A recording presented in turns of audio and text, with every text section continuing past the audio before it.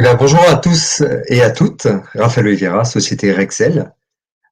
Écoutez, merci de nous avoir rejoints aujourd'hui pour notre webinaire sur le dimensionnement électrique dans un processus BIM. On va parler de dimensionnement à partir d'une maquette numérique, à partir de points IFC4. Et bien entendu, de regarder la partie collaborative avec la partie du logiciel Revit. Donc, encore une fois, merci de votre présence. Je suis accompagné aujourd'hui de Julie Goujon, donc directrice régionale très Bonjour. Julie. Bonjour Raphaël, bonjour à Jérôme et à tous. Je suis désolée, je ne peux pas allumer ma caméra aujourd'hui, j'ai un petit problème de caméra. donc, voilà. C'est les petits aléas techniques du live, pas de problème Julie, on t'entend, c'est très important. Et notre animateur du jour, Jérôme. Bonjour Jérôme. Bonjour à tous, donc Jérôme Mully, moi je suis directeur technique chez Trace Software, donc c'est moi qui vais assurer la démonstration et répondre à l'ensemble de vos questions techniques. Donc en termes de fonctionnement, donc déjà par rapport à l'ensemble du webinaire, parce que ce que j'allais vous proposer, c'est rapidement de vous faire un petit point rapide de l'outil que vous avez aujourd'hui en face de vous qui vous permet d'assister à ce webinaire. Vous avez la partie chat et merci de vos bonjours, hein, encore une fois.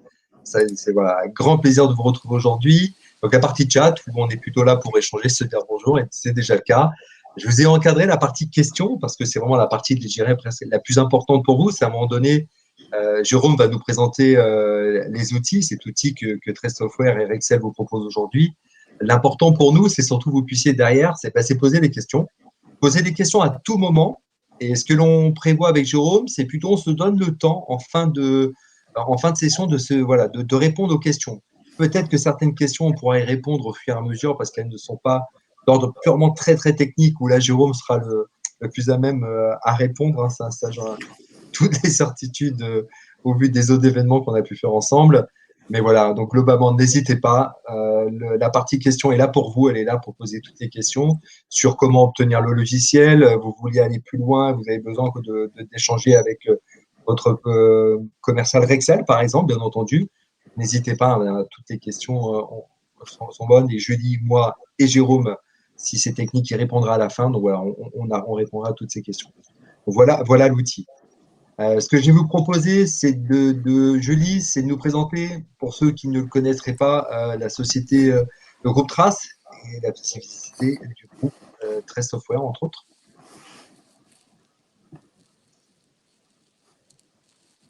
Très bien. Donc effectivement, là, je vais commencer par vous présenter rapidement notre groupe et ensuite, je repasserai la main à Raphaël et Jérôme prendra la suite pour du coup la présentation du BIM. Alors, du coup, nous, on fait partie du groupe Trace, c'est la société Trace Software International. Nous sommes éditeurs de logiciels, vraiment donc des logiciels métiers dédiés à l'électricité, que ce soit donc électricité générale HTBT et aussi pour le photovoltaïque. Au sein du groupe, il y a d'autres sociétés, donc Trace Software, Tracepart, qui propose des contenus 2D, 3D pour tout ce qui est CAO. La société également Citelia, qui est notre bureau d'études énergie, qui est basé à Chambéry. Pour information, donc toutes les autres sociétés sont basées en Normandie. Et donc pour finir, nous avons également la société Bimemco qui propose une bibliothèque d'objets 3D intelligents avec toutes les données associées et qui propose également des solutions complètes logicielles pour intégrer le 3D dans les sociétés. Pour finir, la société Green System qui s'occupe du pilotage général des bâtiments pour tout ce qui est contrôle des flux, énergie, eau, etc. Voilà pour le groupe qui est tourné vraiment, comme vous avez pu le constater, sur la haute technologie et l'énergie. Donc, comme je vous l'ai dit, nous sommes basés principalement en Normandie. On est vraiment une société made in France avec tous nos collaborateurs chez nous, 15 développeurs, plus de 3000 utilisateurs par contre du coup dans le monde, dans 30 pays. Et un point qui est important pour nous, ce sont les 20% d'investissement dans la recherche et le développement. On a vraiment pour objectif d'être en évolution permanente et en amélioration continue. Donc voilà, on est vraiment à l'écoute et c'est pour ça aujourd'hui qu'on est heureux de pouvoir vous montrer la solution BIM. On intègre l'électricité dans un projet BIM global. Pour cette slide.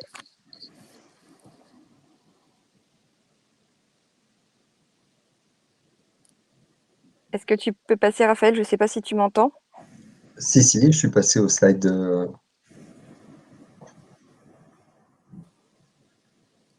Tu vois pas le slide 30 ans d'expertise, donc qui permet de présenter l'histoire de Trade Software.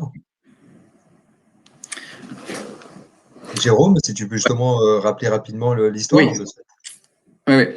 Donc, comme la slide le présente, ça fait 30 ans qu'on est éditeur de logiciels pour l'ingénierie électrique, hein, avec historiquement la solution TRCiel, hein, déjà dédiée au calcul, qui avait été commercialisée à l'époque avec un partenariat avec l'APAV.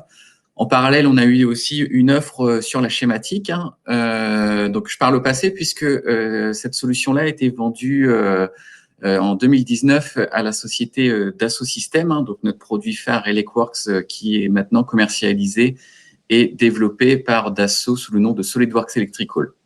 Donc tout ça pour se recentrer vraiment sur la distribution électrique et le calcul avec notre offre ElecCalc et en parallèle toute la suite dédiée au photovoltaïque avec Archelios. Je suis revenue. Excusez-moi. Donc du coup, merci Jérôme d'avoir repris la main. Et donc depuis 2020, nous sommes partenaires avec Rexel France, qui est devenu distributeur de nos solutions logicielles pour ElecCalc, Archelios et donc tous les modules associés, donc ElecCalc BIM également que vous allez avoir en présentation de suite. Ah, c'est top. Et de toute façon, n'hésitez pas à vous rapprocher de Rexel et sur votre site rexel.fr. De toute façon, vous retrouvez l'ensemble des informations concernant l'ensemble de ces outils logiciels que nous proposons. Hein. Donc, on est vraiment dans le dimensionnement électrique. On est dans le dimensionnement par rapport aux réseaux photovoltaïques hein, qui vont prendre une part importante demain par rapport, entre autres, à la RE 2020 hein, qui va être mise en application. Donc, vraiment, la partie production d'énergie est très intéressante avec la suite logicielle Archelios pour définir quels sont les bons systèmes à mettre en place, quelle est la bonne puissance, est-ce qu'on est dans la bonne orientation. Mais aujourd'hui, Jérôme, on va faire focus plus important sur la partie de la maquette numérique aujourd'hui et comment de cette maquette pouvoir dimensionner et voir le lien que l'on fait avec ces outils logiciels. Par exemple, Revit du marché, hein, c'est un des logiciels que l'on connaît tous, forcément. Donc, je te laisse partager ton écran. Très bien, merci Raphaël.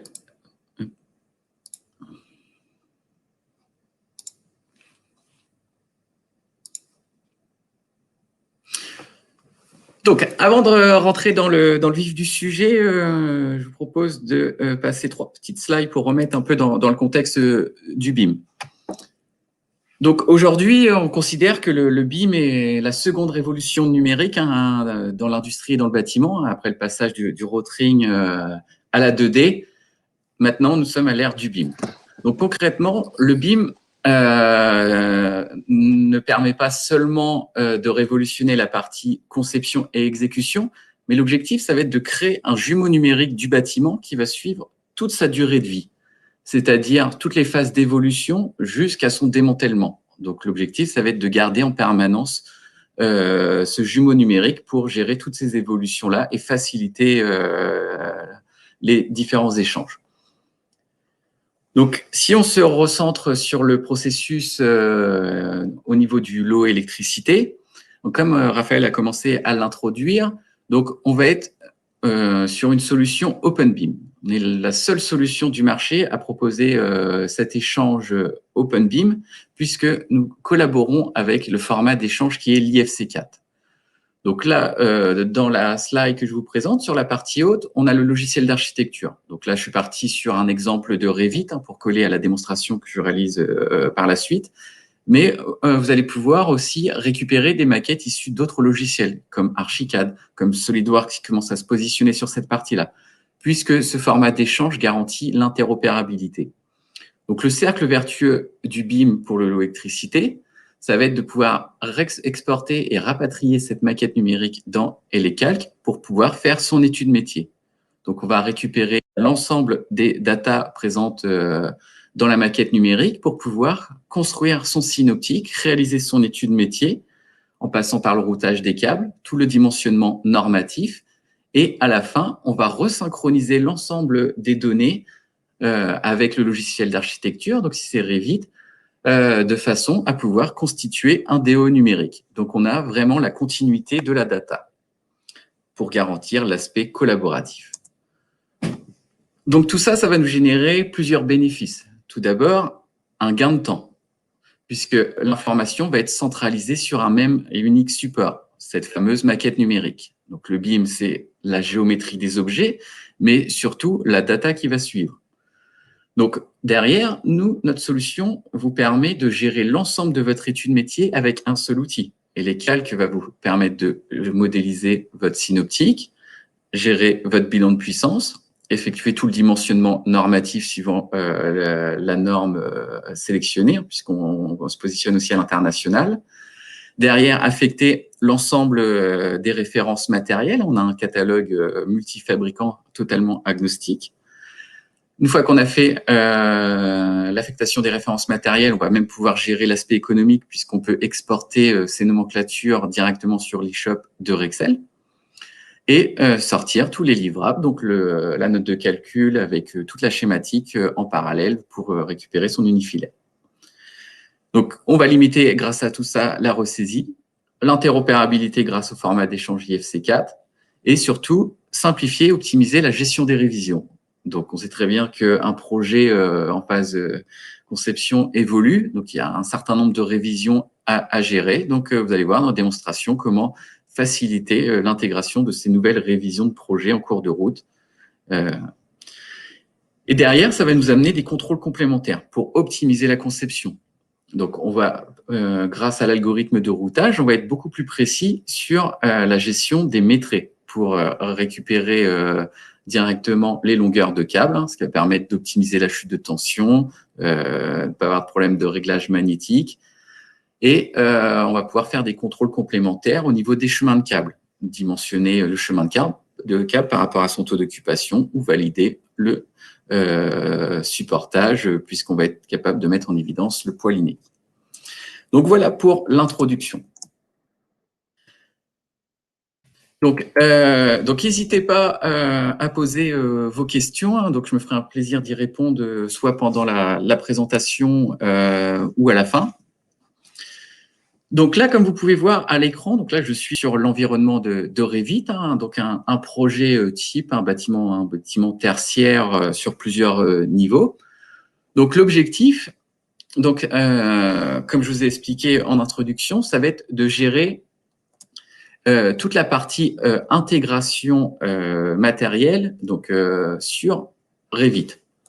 Donc, pour garantir l'aspect collaboratif, hein, donc là, on est au niveau rez-de-chaussée. Donc là, comme vous pouvez voir, on a plusieurs locaux avec des luminaires d'implantés. Hein. Sur la partie haute, on a un groupe froid. Au centre, on va retrouver le local technique avec un groupe électrogène, le TGBT et différentes armoires avec les principaux chemins de câbles. Donc, tout ça va être intégré dans Revit, justement, pour s'assurer qu'il n'y ait pas de clash avec les autres lots. Donc, derrière, on va pouvoir profiter des bases de données de l'entité BIM & Co que Julie vous a présenté en introduction. Donc là, par exemple, je positionne des bornes IRVE sur mon bâtiment. Donc, je rajoute 3 bornes IRVE. Donc, au niveau du matériel, on va pouvoir soit utiliser vos propres bases de données d'objets RFA, les objets génériques. Hein. Donc, vous êtes libre d'implanter vos propres objets. Il n'y a pas de contrainte à ce sujet-là, puisqu'on va être capable de s'adapter au niveau de détail de chaque objet. Donc là, dans l'exemple, je me connecte sur la plateforme BIM & Co. Je souhaite intégrer une boîte de dérivation dans mon projet. Donc, je peux lancer une recherche. Donc, cette base de données-là est accessible gratuitement. Hein. Donc, il suffit de vous connecter et de créer un compte sur la plateforme BIM & Co. Donc là, je récupère une boîte de dérivation en objet fabricant où j'aurais pu utiliser des objets générique, si je veux rester vraiment agnostique. Donc, j'ai récupéré ma boîte de dérivation. Donc, maintenant, il ne me reste plus qu'avec un simple drag and drop de la positionner dans mon projet. Donc, voilà. Maintenant, je considère que j'ai fait l'implantation de mon matériel. Pour ceux qui utilisent la fonction de circuit électrique dans Revit. Donc, même si Revit offre peu de possibilités sur la partie électrique, on peut gérer et créer des circuits directement avec le navigateur de système. Par exemple, à mes 3 bornes RVE, je vais créer des circuits électriques pour les associer directement à un premier tableau divisionnaire. Donc, tout ce travail-là, vous allez pouvoir le récupérer derrière dans EleCalc. Donc, si vous souhaitez utiliser cette fonction-là, donc le travail ne sera pas perdu. Ou vous pouvez faire toute la création des circuits dans EleCalc. Donc, comme ça, on va pouvoir voir les différents cas de figure. Donc, EleCalc va être complémentaire au logiciel d'architecture pour gérer son étude métier, puisque Revit, on ne peut même pas modéliser un câble, l'objet n'existe pas, le bilan de puissance, c'est très compliqué de le gérer. Donc, on va apporter cette couche complémentaire pour gérer son étude. Donc, une fois qu'on a fini l'implantation, on a un plugin qui s'appelle EleCalc BIM disponible dans Revit qui va permettre de faciliter les échanges directement avec notre logiciel, donc EleCalc. Donc là, on va créer un export de la maquette. On va pouvoir travailler sur plusieurs niveaux. Donc là, j'exporte uniquement le rez-de-chaussée. J'aurais pu exporter l'intégralité du projet en une fois. Donc là, je vais faire un deuxième export du niveau 1, ce qui va permettre de faciliter derrière la gestion des révisions. Si vous faites des modifications que sur le niveau 1, vous aurez besoin uniquement d'exporter que ce niveau 1. Donc maintenant, je bascule dans l'environnement d'EleCalc, qui va permettre de rapatrier la maquette numérique. Donc la première étape consiste à importer vos IFC. Donc, on importe les 2 niveaux, rez-de-chaussée et niveau 1. Donc, ainsi, comme ça, vous pouvez vraiment être concentré sur l'étude métier. Donc, vous êtes totalement autonome avec EleCalc, puisque une fois que les 2 maquettes sont rapatriées, on va être en mesure de réaliser l'étude en autonomie grâce au viewer intégré. Donc, l'environnement d'EleCalc vous permet de gérer des études traditionnelles, en partant d'un synoptique sans forcément être couplé à une maquette numérique. Si vous rapatriez une maquette, vous avez une couche supplémentaire qui va vous permettre de bénéficier de ce viewer et toutes les fonctionnalités permettant de gérer la partie collaboration. Donc là, dans mon viewer, je retrouve l'ensemble des composants. Donc, on exporte uniquement les composants nécessaires à son étude métier pour pas alourdir la maquette. Donc là, je vais masquer le niveau 1 et commencer mon étude sur le niveau, le rez-de-chaussée. Donc, sur la partie gauche, je vais retrouver mon explorateur IFC. Donc, c'est en gros la nomenclature de tous les composants présents dans la maquette numérique avec la partie colonne tout à gauche, le nom, et la colonne type EC. Type EC, donc ça va être très important puisque ça va être la classification de l'objet. Donc, c'est-à-dire comment EleCalc va reconnaître l'objet.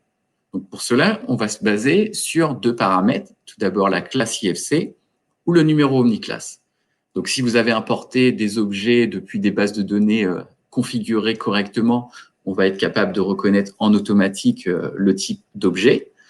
Sinon, ils vont être reconnus en objet électrique inconnu.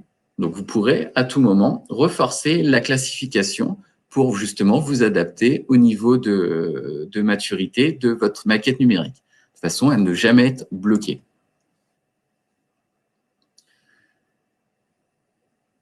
Donc, sur cette partie-là au centre, on retrouve tous les tableaux présents dans le projet. Donc, on peut même modifier le nommage, puisqu'on va récupérer toutes les propriétés définies dans la maquette. Donc, si je souhaite utiliser une autre propriété pour gérer le nommage, je peux basculer. Par exemple, j'ai mis dans les commentaires le nom du tableau. Donc là, je vais l'appeler comme ça, TGBT. Donc, comme je vous ai expliqué, toute la partie circuit Revit qui a été implémentée dans le navigateur de système, donc vous allez pouvoir la récupérer pour l'importer directement dans EleCalc et éviter de refaire ce travail de saisie. Donc, on a bien cet esprit de continuité de l'information Donc, mes 3 circuits avec les bornes IRVE. Donc là, je les ai importés directement, donc associés au tableau A3, et je retrouve bien mes 3 circuits. Donc derrière, pour poursuivre l'étude, donc maintenant, je vais pouvoir créer mes propres circuits directement avec l'environnement Delecal. Donc pour ça, on a plusieurs fonctionnalités. Première fonctionnalité intéressante qui permet de faire du traitement en masse, ça va être de pouvoir travailler à partir des espaces, c'est-à-dire des localisations définies dans la maquette numérique. Comme vous pouvez voir dans le viewer, donc on a des enveloppes là qui sont de couleur gris qui permettent d'identifier les différents volumes.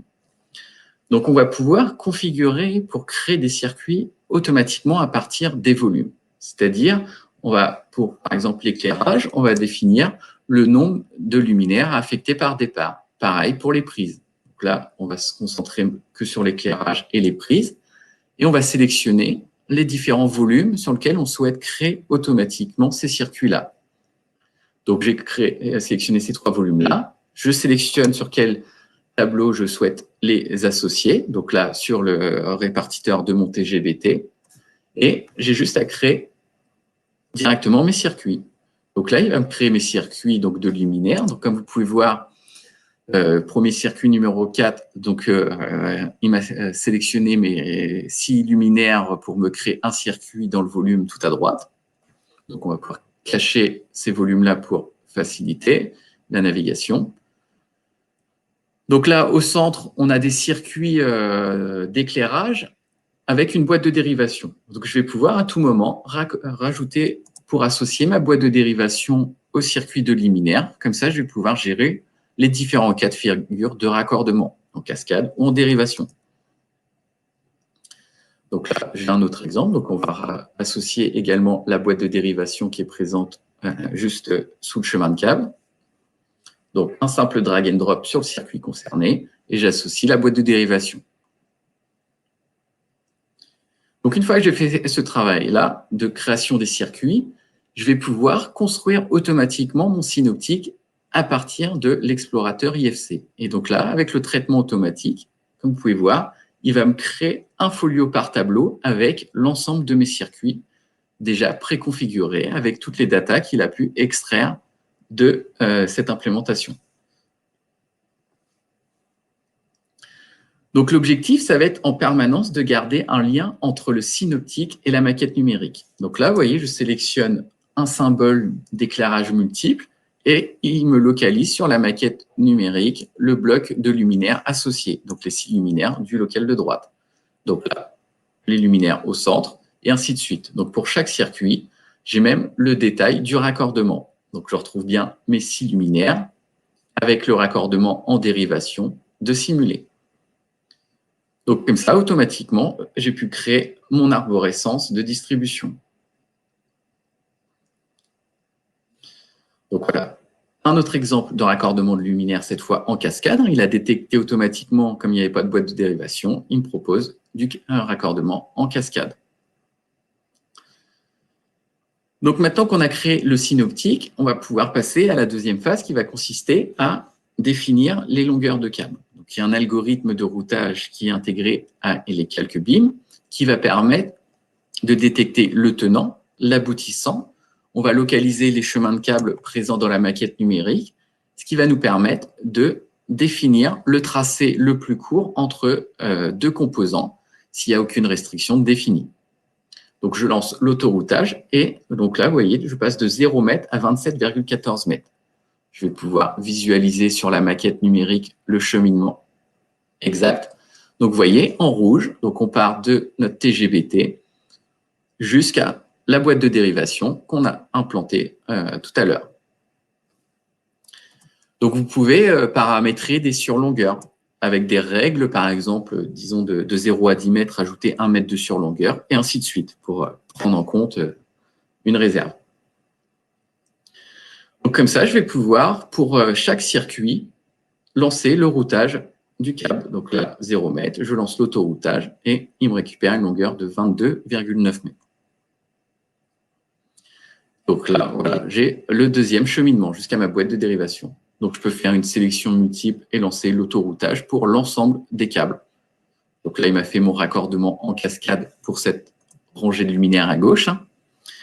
Donc l'algorithme de routage, soit il va trouver un chemin de câble pour relier les deux composants. S'il n'y a aucune solution, il va prendre le chemin le plus court, donc c'est-à-dire à la volée entre deux composants. Donc c'est pour ça que pour les luminaires, donc là, il a fait un raccordement au plus court, vu qu'il n'y avait pas de chemin de câble à proximité.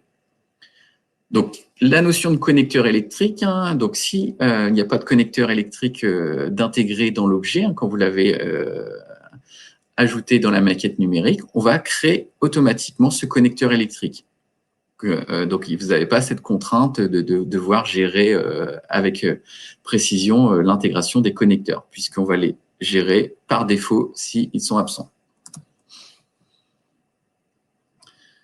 Donc derrière, on va aussi avoir le détail des raccordements intermédiaires entre luminaires. Donc là, j'ai le détail du raccordement de mon circuit de droite. Et donc, je récupère aussi les longueurs de câble entre chaque luminaire. Donc là, 3,6 mètres, 4,6 mètres, et ainsi de suite. Donc là, pareil pour mon raccordement en dérivation. Donc là, j'ai 4,6 mètres. Donc, en un clic, comme ça, vous avez pu gérer le routage de l'ensemble de votre projet. Donc, au lieu de faire ce travail d'estimation des longueurs qui est très chronophage sur un PDF ou un DWG, l'algorithme vous le gère en automatique. Donc, on peut poursuivre avec les bornes RVE. Donc, je lance l'autoroutage et automatiquement, donc là, il va me récupérer la longueur de câble. Donc, il va détecter les conduits enterrés qui ont été tracés dans la maquette numérique pour relier les composants.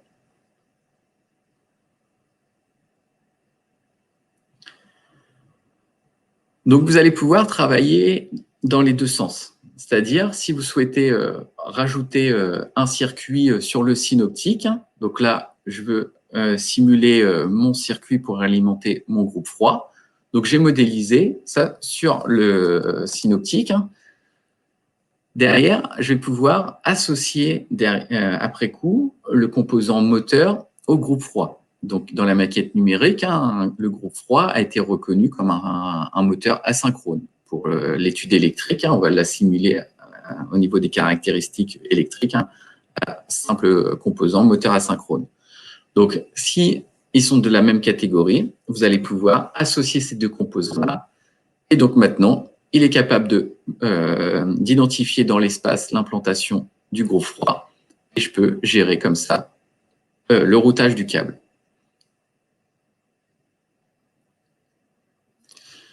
Et derrière, on peut resynchroniser l'explorateur IFC à tout moment pour récupérer le circuit, donc le circuit numéro 9 qu'on vient de rajouter. Donc là, il m'a détecté que c'était pour alimenter le condenseur.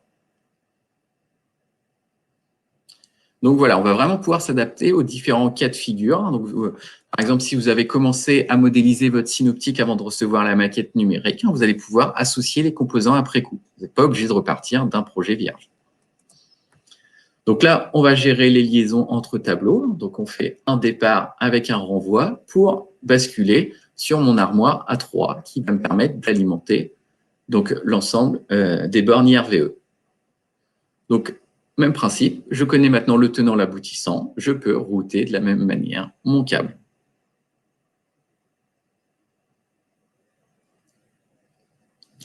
Donc, j'ai récupéré ma longueur. Donc, maintenant qu'on a récupéré l'ensemble des longueurs, donc on va pouvoir identifier et positionner les sources pour alimenter l'ensemble de l'installation. Donc, dans l'exemple, on va se faire un cas classique avec un normal secours, c'est-à-dire d'un côté le groupe électrogène avec l'inverseur de source sur le dessous, et donc là, l'alimentation depuis mon poste privé. Donc, je peux positionner des localisations pour améliorer la navigation dans le synoptique. Donc, comme ça, avec le contour en vert, je précise que tous les composants qui sont dans cette localisation-là sont positionnés dans le TGBT. Donc, maintenant, une des forces de notre outil de calcul, ça va être la gestion des scénarios. Donc, une installation, généralement, comporte différents modes de fonctionnement. Donc là, typiquement, on vient de déclarer un mode normal et on va pouvoir rajouter le secours pour le fonctionnement sur groupe électrogène. Donc là, on a créé les deux modes de fonctionnement. Il va rester maintenant à juste encoder l'état des différents composants. Donc, on va jouer avec l'inverseur de source pour gérer les deux modes de fonctionnement. On peut modifier le code couleur du groupe électrogène, comme ça, on sait, via le code couleur du synoptique, quand on est alimenté via le groupe. Donc là, en normal, on peut même couper le groupe électrogène pour vraiment coller à la réalité. Donc, mes deux modes de fonctionnement sont créés. Et on va voir un scénario de synthèse. Ce scénario de synthèse va vous compiler l'ensemble des résultats pour les différents modes de fonctionnement afin de mettre en évidence le cas dimensionnant, puisqu'on est sur du calcul en temps réel. Comme vous pouvez voir, il y a des petites croix rouges qui apparaissent sur le côté de chaque composant. C'est pour vous préciser que vous avez une anomalie, un écart normatif. Donc, on va vous alerter à tout moment sur cet aspect.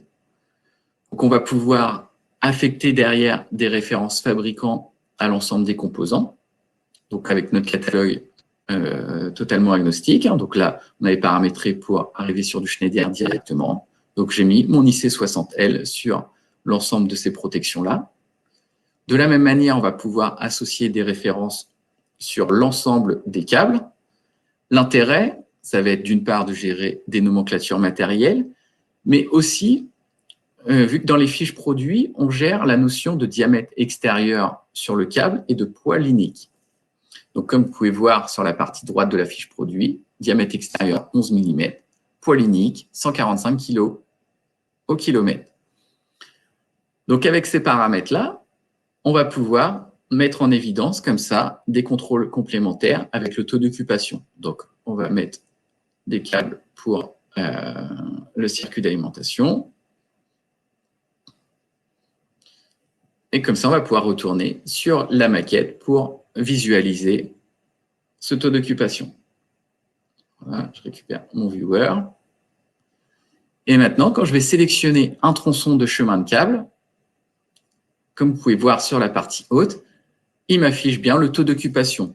Donc, il est en mesure de détecter la section du chemin de câble qui a été définie dans Revit, hein, la largeur de la dalle.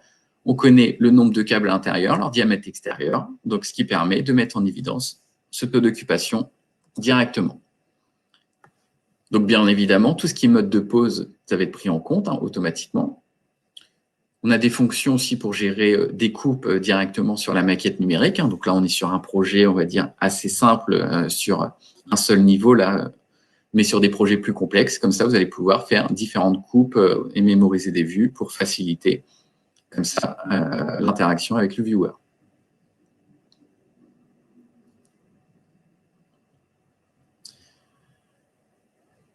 Donc, on peut aussi mettre en évidence, au-delà du taux d'occupation, le poids linéique pour valider votre supportage. Donc, pour rester dans l'esprit collaboratif, on va pouvoir gérer des issues avec ce qu'on appelle les rapports BCF, l'outil commun propre au BIM. Par exemple, on s'aperçoit que le chemin de câble dans le local technique est déjà sous-dimensionné. Donc, on va générer cette issue-là qu'on va renvoyer derrière au BIM Manager qui est en charge de la maquette numérique sur Revit. Donc, pour qu'il puisse effectuer les modifications. Donc là, par exemple, en cours de route, il y a eu des modifications sur le projet. Donc là, on voit que le groupe froid à l'extérieur a été déplacé. Donc, le processus va toujours être le même. Il va suffire d'exporter cette nouvelle révision. Donc là, on sait qu'on a eu des modifications uniquement sur le rez-de-chaussée. Donc, on va exporter uniquement ce niveau-là. Donc, une fois qu'on a exporté, toujours en IFC4, on va rapatrier cette mise à jour directement dans HeliCalc. Donc, pour cela, on va ouvrir un deuxième viewer, ce qui va permettre d'avoir directement l'impact des modifications grâce à un code couleur. Donc, comme vous pouvez voir avec la légende en bas à droite, donc les composants qui ont été ajoutés vont apparaître en bleu, au contraire ceux qui sont supprimés en rouge, et tout ce qui est modèle déplacé, donc en vert avec l'ancienne position, et en jaune la nouvelle position. Donc là, on voit bien que le groupe froid a été déplacé. Donc, on a la possibilité d'accepter ou pas la synchronisation avec ce nouveau modèle. Et automatiquement, votre projet va se trouver réactualisé. Donc, sur le synoptique, vous allez avoir des notes pour vous donner directement l'impact. On voit que le moteur, et donc on nous précise, objet déplacé dans le modèle 3D. Donc ainsi, le routage va être actualisé. Et donc, si on n'a pas de croix rouge qui apparaissent, on sait que la modification n'a pas eu d'impact sur le dimensionnement. Donc, pas de problème de chute de tension, pas de problème de magnétique dû à l'augmentation de la longueur de câble. Donc, voilà pour la simplicité de gestion des révisions. Donc, vous allez pouvoir, comme ça, importer autant de révisions qu'il y a d'évolution dans le projet. Donc, maintenant qu'on a vu les grandes étapes pour gérer le dimensionnement de son projet, on va pouvoir récupérer les livrables, bien évidemment tout ce qui est rapport réglementaire pour justifier de la conformité de l'installation. Donc, les calqués agréés par la marque LIBT. Et donc là, on a le détail pour chaque composant avec la pastille verte pour préciser qu'on est bien conforme par rapport au référentiel qui a été défini, la 1500 en l'occurrence. Pour information, on va pouvoir aussi aborder la haute tension dans le même projet. Donc sur le même synoptique, gérer toute la partie soumise à la 13200, ensuite la 1500 et même gérer la partie courant continu dans le même projet. Tout ce qui est bilan de puissance, avec le taux d'utilisation de chaque source et au niveau des répartiteurs. Tout ce qui est schématique, on va pouvoir générer un unifilaire directement en un clic à partir du synoptique. Et donc là, on retrouve nos deux sources, les luminaires d'implanter. On a le circuit pour définir le groupe froid. On va pouvoir générer un ensemble d'exports avec toutes les nomenclatures matérielles. C'est cet export-là qui va permettre aussi de basculer sur l'eShop de Rexel, vu qu'on va être en mesure de gérer les nomenclatures matérielles. Donc, vous synchronisez pour envoyer tout ça sur l'eShop en vous connectant avec votre propre compte. Comme ça, vous récupérez directement vos conditions. Donc, que ce soit pour les différentes protections ou pour le câble. Donc, une fois qu'on a terminé donc son étude, on va pouvoir resynchroniser tout ça avec la maquette numérique pour constituer la base du DOE numérique. Donc, je rebascule dans l'environnement de Revit et avec le plugin et les calques BIM, donc j'ai un format d'échange qui est créé entre les deux logiciels. Une fois que j'associe le lien au niveau du projet, j'aurai juste à synchroniser en temps voulu les deux outils pour récupérer l'ensemble des datas qui ont pu être implémentées dans le projet. Donc là, dans l'exemple, on importe l'ensemble des datas. Donc, pour chaque composant, donc comme vous allez voir, donc dans les propriétés et les calques, on va retrouver toutes les caractéristiques techniques. Ce qui va vous permettre de gérer derrière vos nomenclatures directement sur Revit, aussi bien nomenclature pour extraire les carnets de câbles, sans avoir besoin de passer par les calques. Donc là, si je sélectionne mon poste, donc j'ai toutes les caractéristiques liées à mon transfo. Donc le couplage, les pertes, l'UCC, tension primaire, secondaire. Donc toutes les propriétés commençant par EC pour préciser que ça provient des les calques.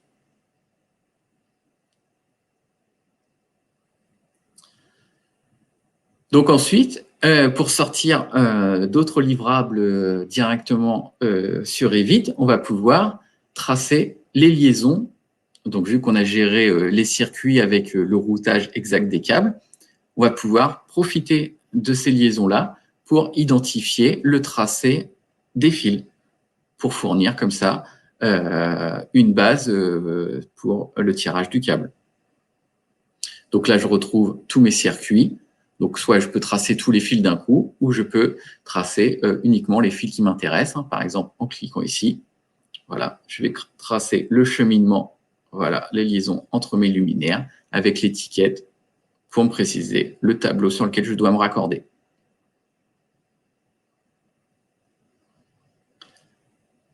Donc voilà, on va faire un autre exemple pour le raccordement en cascade de ce circuit de luminaire avec l'étiquette du tableau.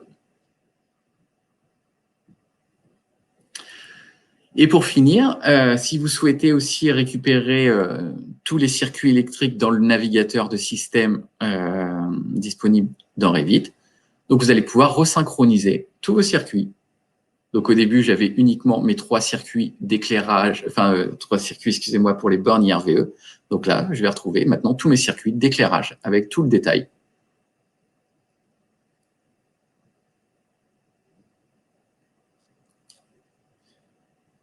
Donc voilà un aperçu du processus que l'on propose. Donc là, l'exemple était fait autour de Revit, mais on aurait pu faire la même chose avec un projet fait sur Archicad.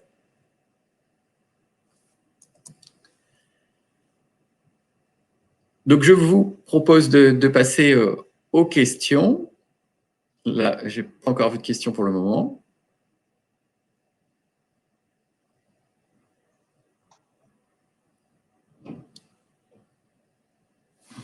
N'hésitez pas de poser vos questions dans l'onglet questions. Vous avez peut-être eu des questions en amont, Jérôme? Oui, j'avais une question justement avant le démarrage du webinaire. Quelqu'un qui me demandait si on gérait les onduleurs. Donc ça, dans la présentation, je ne me suis pas attardé sur ce composant-là, mais tout à fait. Hein, si vous avez des onduleurs à gérer dans votre projet, donc on a des composants spécifiques pour le simuler. Donc là, vous voyez dans la schémathèque sur la partie droite, on va retrouver les 2 cas de figure d'onduleurs, soit avec le bypass externe ou juste avec un bypass interne. Donc je peux comme ça positionner mon onduleur et grâce au mode de fonctionnement, gérer les 2 cas de figure. Donc en faisant un simple clic droit, donc il ne faut pas que je sois dans le scénario de synthèse par contre, voilà. Basculer au niveau des 3 modes de fonctionnement, soit l'onduleur à l'arrêt, sur batterie ou sur R2. Et au même titre que les autres composants, donc on va voir une base de données fabricant pour pouvoir intégrer directement des références matérielles avec toutes les caractéristiques techniques, hein, tout ce qui est puissance de court-circuit maximum, le temps de maintien. Donc vous avez une base de données disponible. Voilà, donc si on met par exemple référence. Donc toutes les propriétés vont être rapatriées directement dans votre projet. Donc il n'y a rien à saisir.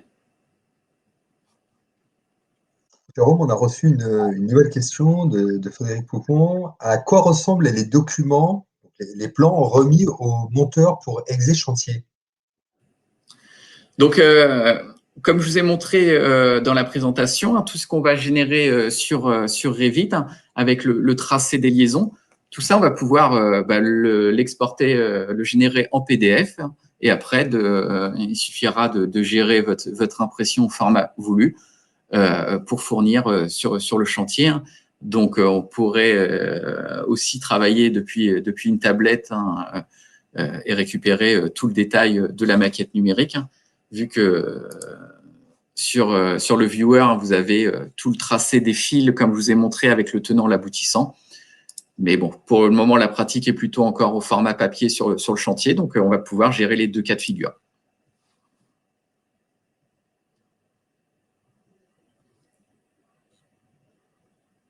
N'hésitez pas à poser toutes les questions, même sur comment, comment obtenir le logiciel, connaître son abonnement, comment il fonctionne, n'hésitez pas.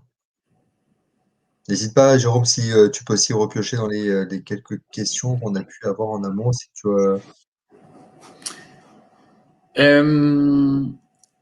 Donc, le fonctionnement de l'export vers l'eShop, ça, je peux vous montrer.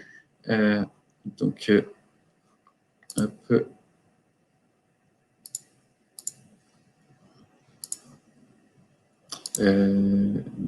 Non, je n'ai pas sur cette version-là. Donc, on a une vidéo qui est disponible pour vous illustrer ça. Alors, attends, on a une question entre-temps, Jérôme, qui est arrivé. Frédéric Poupon, de nouveau, mais est-ce que l'on peut ajouter des circuits de commande pour la partie schéma? Oui, donc vous avez ce qu'on appelle une palette d'objets de décor. Puisque ça ne participe pas au calcul pour nous. Par contre, vous allez pouvoir gérer tout à fait des circuits de contrôle-commande. Donc là, vous avez un ensemble de composants disponibles pour implémenter des contacts NO, NF, des bobines, pour pouvoir rajouter justement toute cette partie contrôle-commande. Ce qui ne va pas encore être géré à ce jour, c'est les borniers. Pour la partie plus câblage schéma électrique du tableau là lui-même, par exemple. Voilà, tout à fait. Jérôme, une question de Jonathan. Est-il possible d'avoir accès à la visionneuse depuis une tablette, par exemple pour un chef de chantier, justement? Oui, tout à fait. La seule contrainte, c'est que ça soit une tablette Windows.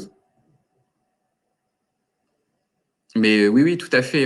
Vous pouvez récupérer cette visionneuse sur votre tablette et en effet, en cliquant sur un tronçon de chemin de câble, vous avez la liste des câbles qui passent à l'intérieur avec le tracé exact.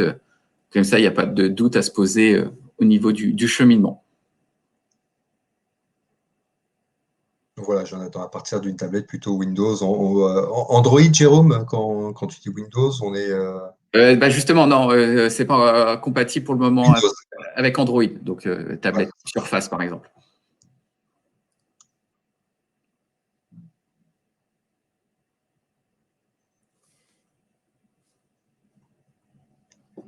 On a une autre question qui va arriver. Hein. N'hésite pas, sinon tu pioches, mais on est en train d'écrire là sur la partie questions et chat. Hein. Donc n'hésitez pas à poser vos questions,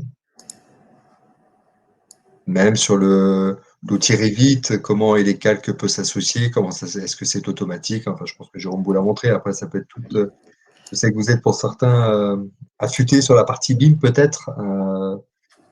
Je peux vous présenter aussi un plugin qu'on met à disposition gratuitement sur l'App Store Autodesk. Hein. Ce plugin s'appelle Trace Electrical. Pour faire simple, c'est la boîte à outils de l'électricien. Comme on sait que les fonctionnalités dédiées à la partie électrique sur Revit sont assez maigres, donc on propose une boîte à outils qui va permettre de gérer ses propres bibliothèques d'objets, des fonctionnalités, par exemple, d'insertion multiple pour positionner des luminaires très facilement dans un local. Retourner des composants, par exemple, régulièrement, quand on importe un luminaire, il n'est pas positionné dans la bonne l'orientation souhaitée. Donc, pour faire vraiment du traitement en masse et gagner en efficacité dans l'implémentation de Revit, je vous invite à télécharger ce plugin qui est disponible sur l'App Store Autodesk. Ah, très clair. Jérôme, si tu me permets, on a des questions qui sont arrivées. Question de Jonathan, c'est peut-on gérer plusieurs tableaux en même temps? Je pense qu'on parle bien du tableau électrique hein, quand Jonathan pose cette question. Oui, donc là, l'objectif, c'est de faire une démo pour montrer l'ensemble du process. Donc, on a fait vraiment un cas très basique. Mais au niveau des tableaux, hein, évidemment, vous allez pouvoir descendre sur autant de niveaux que souhaité. Hein. Donc là, je le fais juste manuellement. Peut-être commencer par une protection plutôt, pour être cohérent. Donc, protection, câble. Voilà, je vais tirer mon câble. Et je mets un répartiteur. Et on peut descendre comme ça en cascade sur autant de niveaux que souhaité. Hein. Donc, les calques permettent de travailler sur plusieurs folios. Donc, en fait, vous pouvez mettre des renvois. Par exemple, à la place, vous mettez un renvoi ici. Poursuivre vers tâche courante. Et donc là, vous avez la continuité comme ça de votre tableau et vous pouvez le basculer comme ça sur un autre folio. Donc là, je suis sur le folio avec mes borniers RVE. Donc, il n'y a pas de limite au niveau du nombre de tableaux. Donc, bien sûr, on peut travailler sur plusieurs tableaux en même temps, ce qui est l'ensemble des cas de figure. Ouais, ce qui veut dire que ton renvoi, on pourrait dire vers tableau divisionnaire 1, par exemple, ou tableau divisionnaire R+1, par exemple. C'est comme ça qu'on pourrait interpréter ces renvois et traiter chaque tableau indépendamment les uns des autres. Voilà, c'est ça. Le renvoi est dynamique. Là, moi, je l'ai appelé A3. Donc là, on a bien le renvoi vers le tableau A3 qui est situé sur le folio 2. Donc c'est vers départ Q2. Donc, je peux faire un clic droit, poursuivre vers la destination Et donc, j'arrive bien sur mon départ Q2 du tableau A3. Très clair. J'espère, Jonathan, qu'on a répondu à la question. Sinon, ne pas hésiter à la compléter. On a une question d'Odile qui nous est arrivée sur est-ce que les modifications, tu sais que tout à l'heure, on parlait de la tablette sur chantier, la possibilité de le faire à distance avec des tablettes donc Windows. Et là, la question, on la complète en disant est-ce qu'il est possible de faire des modifications sur chantier sur cette même tablette et de les récupérer quand on rentre au bureau et qu'on veut forcément rendre dynamique l'ensemble et recharger les modifications qui avaient été faites sur le chantier? Oui, on a un outil dédié qui s'appelle QuickShim. Donc justement, l'objectif, ça va être de faire fonctionner cette application sur tablette. Donc on va récupérer l'ensemble du synoptique qui a été modélisé initialement et on va pouvoir apporter des modifications. Ces modifications vont pouvoir être resynchronisées à tout moment avec les calques. On va pouvoir même associer des pièces jointes de type photo. Par exemple, vous voulez prendre une photo de la façade de votre disjoncteur pour l'associer en pièce jointe sur votre synoptique, ou la plaque signalétique du moteur de votre groupe froid, vous pouvez l'associer en pièce jointe. Donc tout ça va permettre de gérer, on va dire, le tel que construit pour avoir un DOE à jour et éviter de faire les modifications manuelles. Donc ça, on a une vidéo qui est disponible sur notre chaîne YouTube. Donc on mettra à disposition le lien. Peut-être que Julie, tu peux même mettre la vidéo de QuickShim dans le chat pour qu'il puisse y avoir un aperçu du fonctionnement de cet outil. Oui, tout à fait, je partagerai le lien. C'est clair, on arrive tout doucement à la fin de ce webinaire. On arrive sur la partie de 11 heures.